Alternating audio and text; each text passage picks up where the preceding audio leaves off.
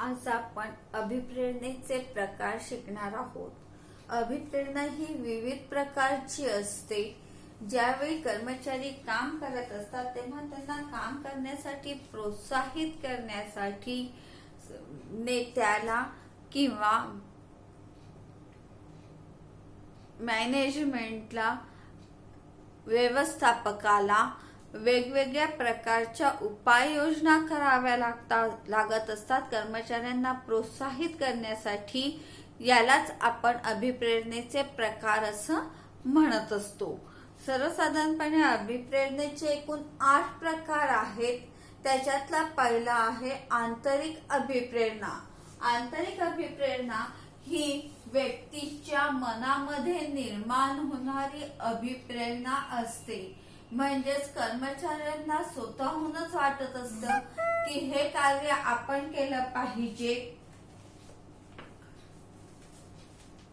अशा अभिप्रेरणेला आपण आंतरिक अभिप्रेरणा असं म्हणतो.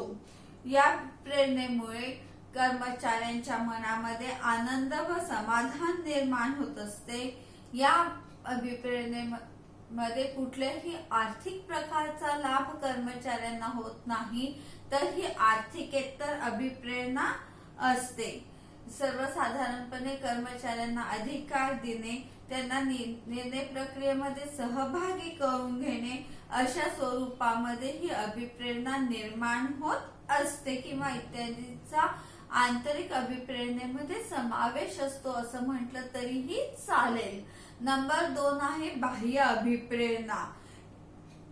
ज्या अभिप्रेरणा व्यवसायाच्या कार्यापासून स्वतंत्र असतात, परंतु त्याचा फायदा कामगारांना व व्यवसायाला होत असतो. अशा अभिप्रेरणेला बाह्य अभिप्रेरणा असे म्हणतात. ही अभिप्रेरणा आजूबाजूच्या वातावरणामधून म्हणजेच आपल्या आजूबाजूला असलेल्या व्यक्तींमधून किंवा वातावरणामधून कर्मचाऱ्यांना प्राप्त होत असते. एखादी विशिष्ट कृती करण्यासाठी त्यांना प्रवृत्त केल्या जातं किंवा तयार केल्या जात असतं. याला आपण बाह्य अभिप्रेरणा असं म्हणतो. यामध्ये कामगारांना निवृत्ती वेतन देणं, त्यांचा विमा काढणे, त्यांच्या वेतनामध्ये वाढ करणे, बोनस देणे इत्यादी वेगवेगळ्या प्रकारांचा अवलंब बाह्य अभिप्रेरणेमध्ये केला जात असतो. नंबर 3 आहे सकारात्मक अभिप्रेरणा. यालाच आपण म्हणतो धनात्मक अभिप्रेरणा. कर्मचाऱ्यांना काम करण्यासाठी अभिप्रेरित म्हणजेच तयार करण्यासाठी या अभिप्रेरणेचा मोठ्या प्रमाणावर वापर केला जात असतो. जेव्हा अभिप्रेरणेसाठी केलेल्या प्रयत्नांमुळे कर्मचाऱ्यांच्या मूलभूत गरजा पूर्ण होतात, तेव्हा ते जास्तीत जास्त काम करण्यासाठी तयार होतात. तेव्हा त्याला आपण धनात्मक अभिप्रेरणा असं म्हणू. अगदी साधं उदाहरण द्यायचं झालं तर मला स्वतःला समजा कोणी माझ्या मूलभूत गरजा आहे किंवा माझ्या ज्या गरजा आहे हे पूर्ण करण्या एवढा जर पगार मला कोणी देत असेल तर साहजिकच काम करण्यामध्ये मला उत्साह वाटणार आहे, कारण की माझ्या गरजा त्यामुळे पूर्ण होत आहे. मग याला आपण काय म्हणू, सकारात्मक अभिप्रेरणा. म्हणजे तुम्ही कर्मचाऱ्यांना मनापासून काम करण्यासाठी काय करत आहात, तयार करत आहात. या अभिप्रेरणेमुळे आपोआपच कर्मचाऱ्यांच्या उत्पन्नामध्ये भर पडत असते, त्यांच्या सुखसोयीमध्ये वाढ होते आणि त्यांच्या मानसशास्त्रीय म्हणजे त्यांच्या मनामध्ये जे काही असेल ते त्या मानसशास्त्रीय गरजा पूर्ण होतात. म्हणजे त्यांच्या मनाचा देखील विचार याच्यामध्ये केला जात असतो. ही अभिप्रेरणा कुठल्याही व्यवसायासाठी एकदम योग्य किंवा सकारात्मक म्हणजे चांगल्या पद्धतीने उपयोगात आणल्या जाणारी अभिप्रेरणा आहे.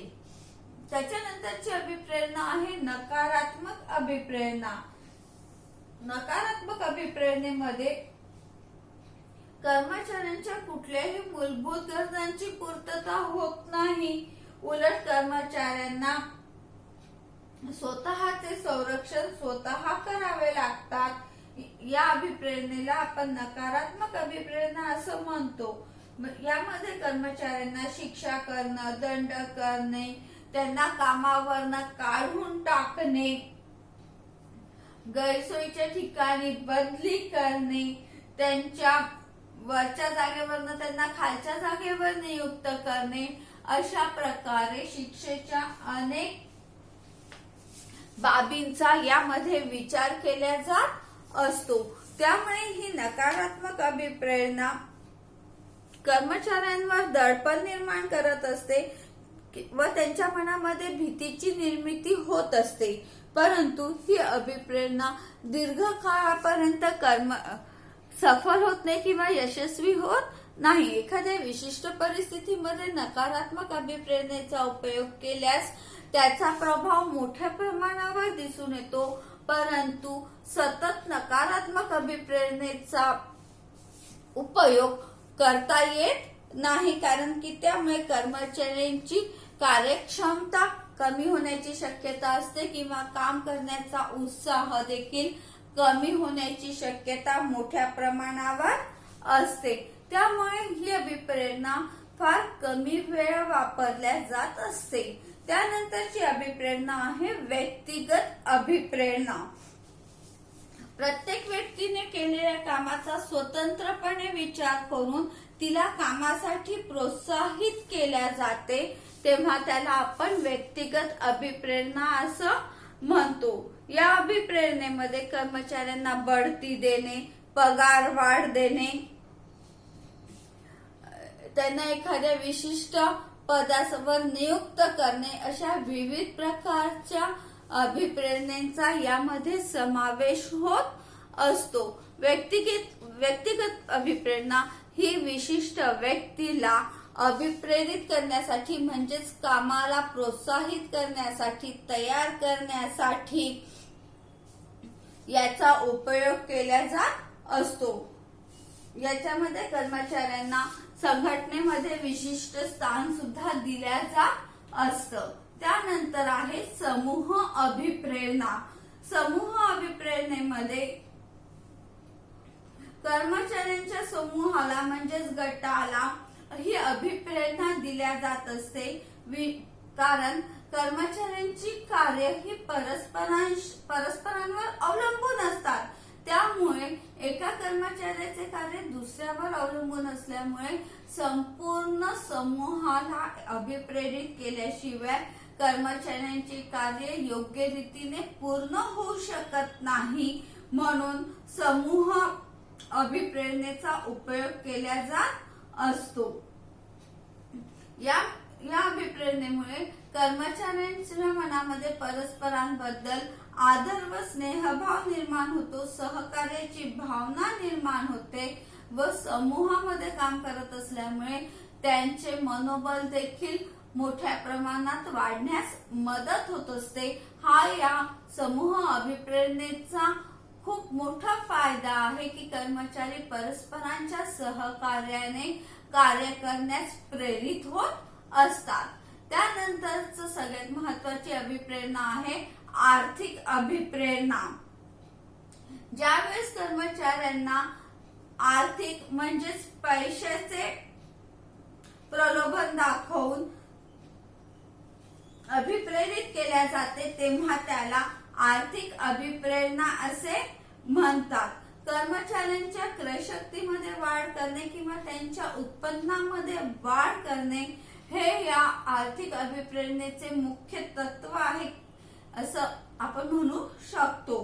कर्मचाऱ्यांनी केलेल्या कामाचा मोबदला त्याला पैशाच्या स्वरूपात दिल्या जात असल्यामुळे कर्मचारी जास्तीत जास्त कार्य करण्यासाठी आपोआपच प्रेरित होतात व त्यामुळे त्यांच्या कौटुंबिक जबाबदाऱ्या व आकस्मिक निर्माण होणाऱ्या जबाबदाऱ्यांची पूर्तता करणे त्यांना सहजतेने शक्य होत असल्यामुळे आर्थिक अभिप्रेरणा ही कर्मचाऱ्यांच्या दृष्टीने महत्वाची अशी अभिप्रेरणा आहे. त्यानंतर आहे आर्थिकेतर अभिप्रेरणा. आर्थिकेतर अभिप्रेरणेमध्ये कर्मचाऱ्यांना कुठल्याही प्रकारचा आर्थिक लाभ होत नाही, परंतु कर्मचाऱ्यांना विशिष्ट पद देणे, बढती देणे,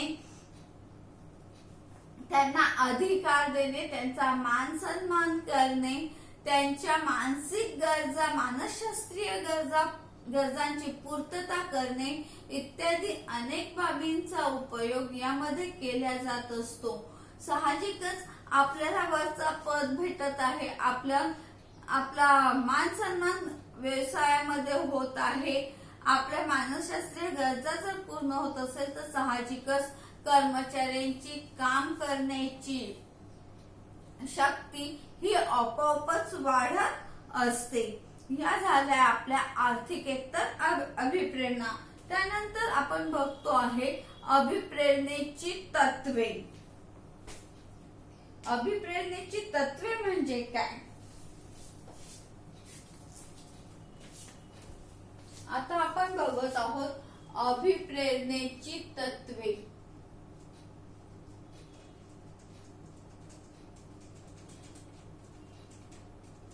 अभिप्रेरणेची तत्वे म्हणजे काय? तर व्यक्तीच्या काम करण्याच्या इच्छेशी संबंधित असलेल्या अभिप्रेरणा म्हणजे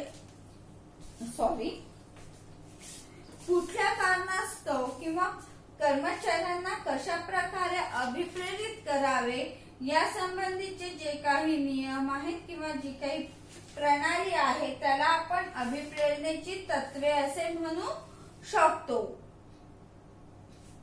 यामध्ये सर्वात प्रथम पहिलं तत्व येतं कर्मचाऱ्यांच्या सुरक्षिततेची व्यवस्था करणे. सगळ्यात पहिलं तत्व काय आहे? कर्मचाऱ्यांच्या सुरक्षिततेची व्यवस्था करणे.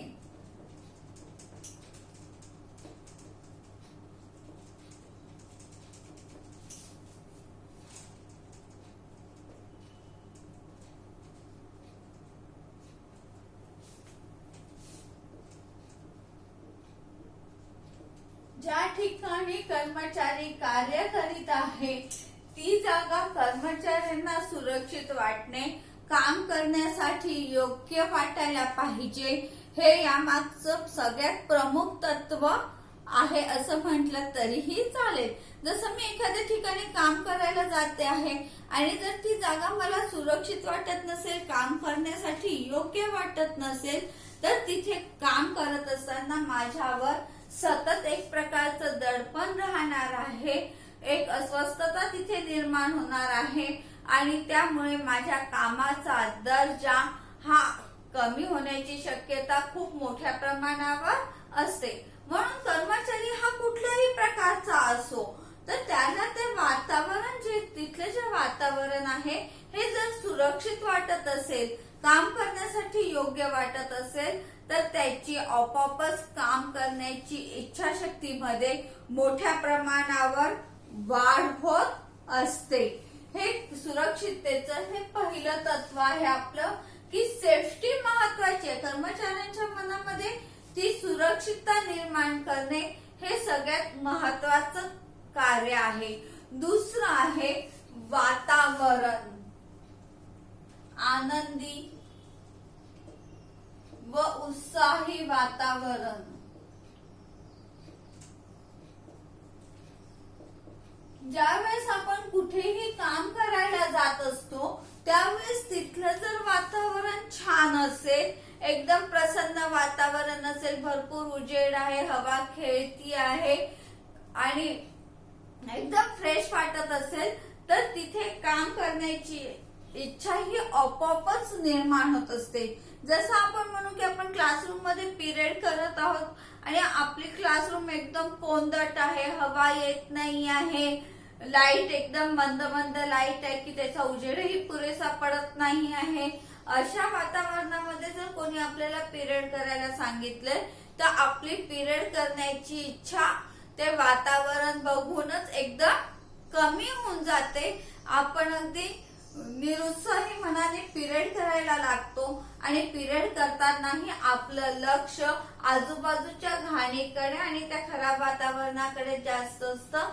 आपलं लक्ष अभ्यासात लागत नाही. परंतु तर जर विचार केला तर आपले क्लासरूम स्वच्छ आहे, एकदम छान झगझगीत स्वच्छ प्रकाश आहे, हवा खेळतीये, फॅन सुरू आहे.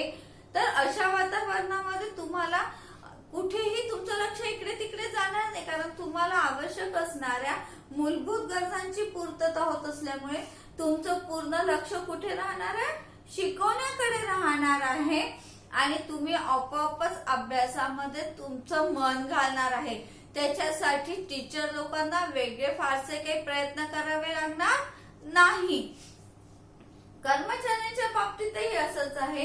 कर्मचाऱ्यांना ज्याप्रमाणे वातावरण सुरक्षित हवं असतं, म्हणजे तिथे एक प्रकारची सुरक्षितता हवी असते, त्याचप्रमाणे जर कार्यालयाचं ऑफिसचं वातावरण हे एकदम फ्रेश असेल, आनंदी असेल, उत्साही असेल, कर्मचाऱ्यांच्या मनावर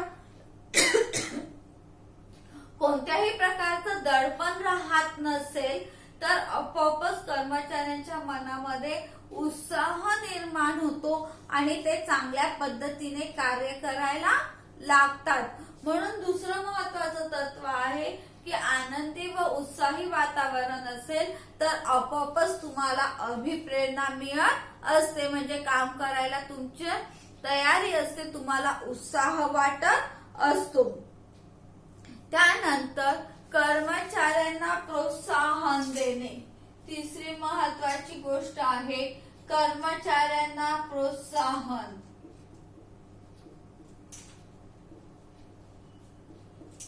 ज्यावेळेस कर्मचारी काम करत असतात त्यावेळेस त्यांच्या कामाबद्दल समजा तुम्ही त्याला चांगलं म्हटलं, त्याची स्तुती केली, असंच काम करत जा असं जर तुम्ही त्याला म्हणत गेले तर कर्मचाऱ्याच्या मनामध्ये आपोआपच काम करण्याची इच्छा निर्माण होते आणि तो चांगल्या पद्धतीने काम करतो. यालाच आपण म्हणतो प्रोत्साहन.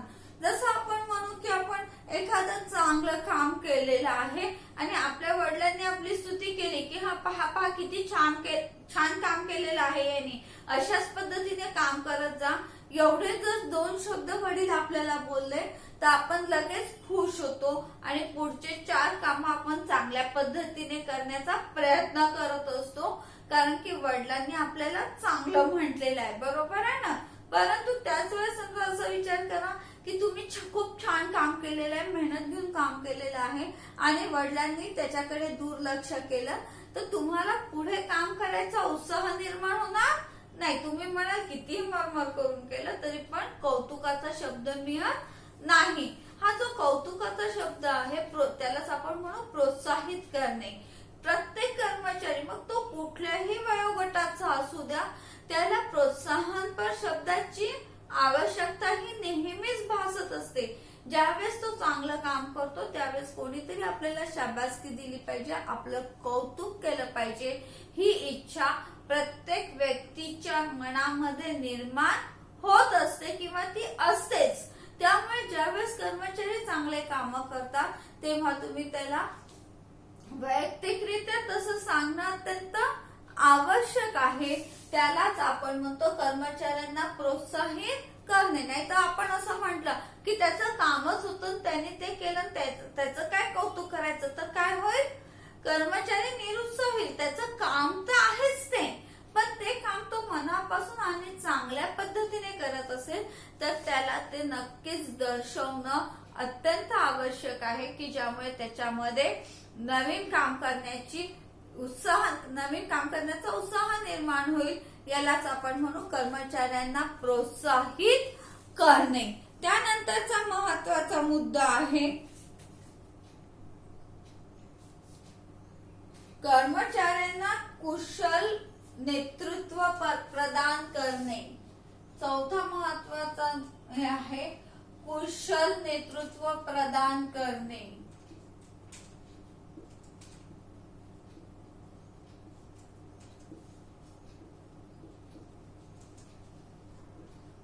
कुशल नेतृत्व प्रदान करणे म्हणजे काय, आपल्या मराठीत एक म्हण आहे जी आपल्याला सगळ्यांना माहित आहे, यथा राजा तथा प्रजा, बरोबर आहे ना. म्हणजे जसा राजा असेल तशीच त्याची प्रजा असणार आहे.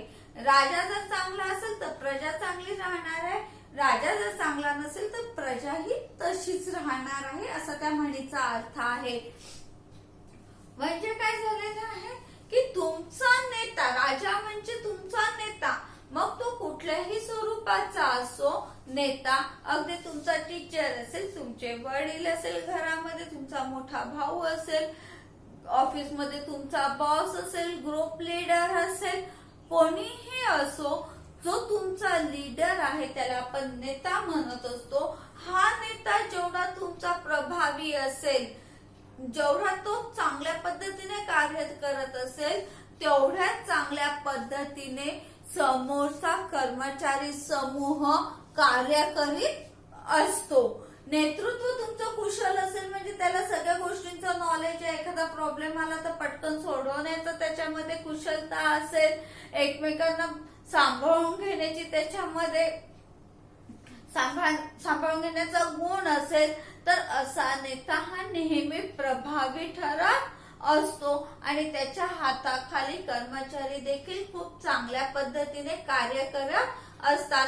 कारण की त्यांना माहित असतं की आपला नेता असा आहे की आपण एखादं कार्य करत असताना कुठलाही प्रॉब्लेम आला तर आपला नेता तो सहजतेने सोडवू शकतो. आपल्यावर कुठल्याही प्रकारचा आळ येणार नाही, आपण कुठल्याही संकटामध्ये पडणार नाही, याची खात्री जर त्याला आपल्या नेत्याकडनं म्हणजेच आपल्या काय म्हणू त्याला व्यवस्थापकाकडनं म्हणा किंवा ग्रुप लीडर कडनं म्हणा, ही जर खात्री त्याला जर मिळत असेल आणि ते हँडल करण्याची जर त्याच्यामध्ये नेत्यामध्ये जर ते सगळ्या गोष्टी हँडल करण्याचं कसब असेल तर कर्मचारी बिनधास्तपणे आपलं कार्य करू शकतात. त्यांना तिथे कुठल्याही प्रकारचं दडपण येत नाही. म्हणून कुशल नेतृत्व जेवढं चांगलं तुम्हाला मिळत असेल तेवढी कर्मचाऱ्यांमध्ये आपोआपच अभिप्रेरणा निर्माण होत असते. जसं मी म्हणेल की आपण गणपती बसवत आहोत, बरोबर आहे ना. आपला जर जो नेता असतो गणपती मंडळामध्ये आपण 10-15 जण असतो ना, आपला जो ग्रुप लीडर असतो हा जर उत्साही असेल, प्रत्येक काम करायला तयार असेल, तर कर्मचारी म्हणजेच बाकीच्या मंडळाचे सभासद सुद्धा आपोआप त्याच्याबरोबर काम करायला लागतात.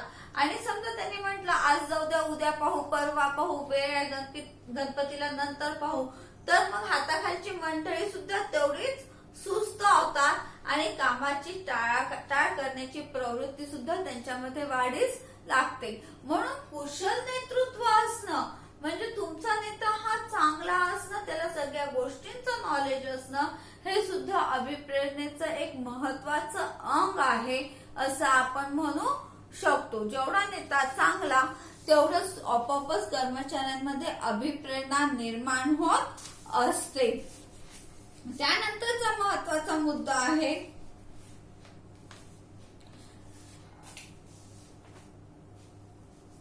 कर्मचाऱ्याचे स्थान.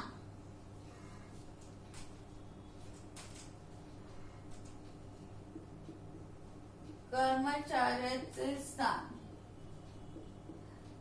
उच्च असणे. प्रत्येक कर्मचाऱ्याला काम करत असताना ही भावना निर्माण झाली पाहिजे की या कार्यालयामध्ये माझं स्थान विशिष्ट आहे, मी जे काम करत आहोत ते सगळ्यात श्रेष्ठ काम आहे आणि चांगलं काम आहे, याची जाणीव प्रत्येक कर्मचाऱ्यामध्ये निर्माण होणं अत्यंत आवश्यक आहे.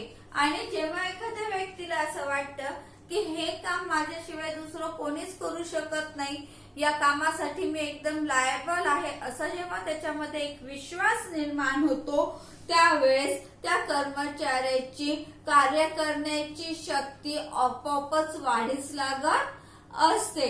त्या कर्मचाऱ्याला फक्त असं भास किंवा त्या कर्मचाऱ्याला फक्त ही जाणीव करून द्यावी लागते की या व्यवसायासाठी, या ऑफिससाठी तू एक अत्यंत महत्वाचा असा व्यक्ती आहे. ही जाणीव त्या कर्मचाऱ्याला करून देणं अत्यंत आवश्यक असते. त्यानंतरचं आहे स्थिर नोकरी.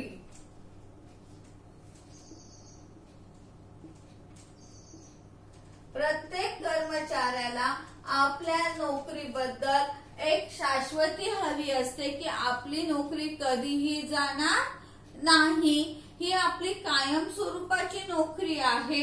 आपल्याला इथे पूर्ण आपलं रिटायरमेंटचं वय होईपर्यंत आपण इथेच कार्य करणार आहोत, हा विश्वास जर कर्मचाऱ्यांच्या मनामध्ये जर निर्माण झाला तर साहजिकच त्यांच्या मनामध्ये एक आत्मविश्वास निर्माण होत असतो की नाही, आता इथे मला 25-30 वर्ष इथेच काम करायचं आहे, ही संस्था आता माझीच झालेली आहे, अनेक वर्षानुवर्ष मला इथे काम करायचं असल्यामुळे त्या संस्थेबद्दल त्यांच्या मनामध्ये एक आत्मीयता, प्रेम निर्माण होतं आणि त्यामुळे साहजिकच त्यांचं प्रामाणिकपणे काम करण्याकडे कल मोठ्या प्रमाणावर वाढत असतो. हा अजून एक महत्वाचा मुद्दा आहे. त्यानंतर सर्वांना 7वा महत्वाचा मुद्दा सन्मानाची वागणूक. कर्मचारी हा कुठल्याही म्हणजे उच्च स्तरावरचा असो की खालच्या स्तरावर काम करणारा असो, म्हणजेच उच्च पदावर काम करणारा असो की खालच्या पदावर काम करणारा असो, त्या प्रत्येक कर्मचाऱ्याला मान सन्मान देणं, जर मान सन्मान मिळत असेल तर आपोआपच त्या कर्मचाऱ्यामध्ये काम करण्याची इच्छा मोठ्या प्रमाणावर निर्माण होत असते. जसं की मी समजा असा विचार करा की मी क्लास 4 अधिकारी आहे आणि माझं झाडू पोछा करण्याचं काम संस्थेमध्ये आहे. आता मी झाडू पोछाचं म्हणजे साफसफाईचं काम करत आहे, सॉरी झाडू पोछा म्हणण्यापेक्षा साफसफाईचं काम मी जर करत असेल आणि मग सगळेजण माझ्याकडे तुच्छतेने बघत असेल किंवा माझ्याकडे कमी नजरेने बघत असेल, माझं काम कमी दर्जाचं आहे असं समजून जर माझ्याशी बोलत असेल तर मला तिथे खूप इन्सल्टिंग वाटेल.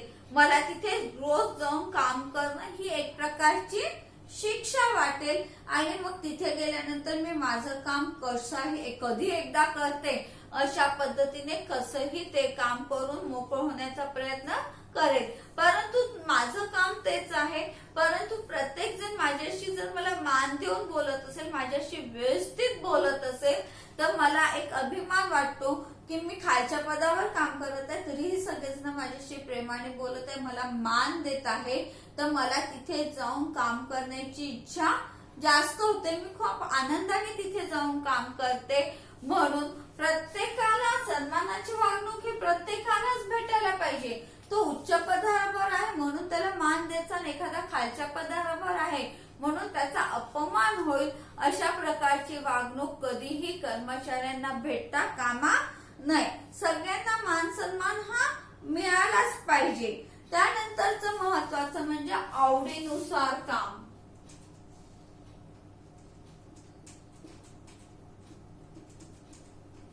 आवडीनुसार काम म्हणजे काय, जेवढे काम आहेत त्यामध्ये प्रत्येक कर्मचारी हा कुठल्या ना कुठल्या कामामध्ये एक्सपर्ट असतो किंवा एखाद्या विशिष्ट कर्मचाऱ्याला विशिष्ट काम करण्याची आवड निर्माण होत असते, त्याच्यामध्ये तो एक्सपर्ट होतो. मग अशा वेळेस जर त्या कर्मचाऱ्याला तेच काम दिल्या गेलं तर तो मोठ्या आनंदाने आणि उत्साहाने हे काम करत असतो. म्हणून ज्यावेळेस कार्यालयामध्ये कामाची विभागणी केल्या जाते त्यावेळेस कर्मचाऱ्यांचा कल कुठल्या कामामध्ये आहे याचा विचार करूनच त्याला त्या कामात ते काम दिल्या गेलं पाहिजे. बरोबर आहे ना. जसं आपण म्हणू की मी समजा सचिन तेंडुलकर बॅटिंग करायचा, बरोबर आहे ना, त्याचं बॅटिंग बेस्ट होतं. मग जर त्याला नुसतं बॉलिंगच काम दिलं असतं, बॅटिंगचं कामच दिलं नसतं, काय झालं असतं, क्रिकेट खेळण्याकरता त्याचा कल हळूहळू कमी झाला असता. कारण बॉलिंग करणं हे त्याच्या आवडीचं काम नाहीये, तो करायचं पण आवडीचं काम नव्हतं. त्याला बॅटिंग मिळत असल्यामुळे त्याचा क्रिकेट खेळण्याचा उत्साह हा कायम टिकून राहिलेला होता. म्हणून तुम्ही ज्यावेळेस कामाची विभागणी करत असता त्यावेळेस कर्मचाऱ्यांचा कल कुठलं काम करण्यासाठी आहे याचा विचार करून जर कामाची विभागणी केली तर ते कर्मचारी जास्त उत्साहाने काम करत असतात. आवड ही कामामध्ये सगळ्यात महत्वाची बाब आहे की त्याला त्यातल्या त्यात जे काम आवडतं तेच काम त्या व्यक्तीला दिल्या गेलं पाहिजे. त्यानंतर कर्मचाऱ्यांना योग्य आर्थिक मोबदला.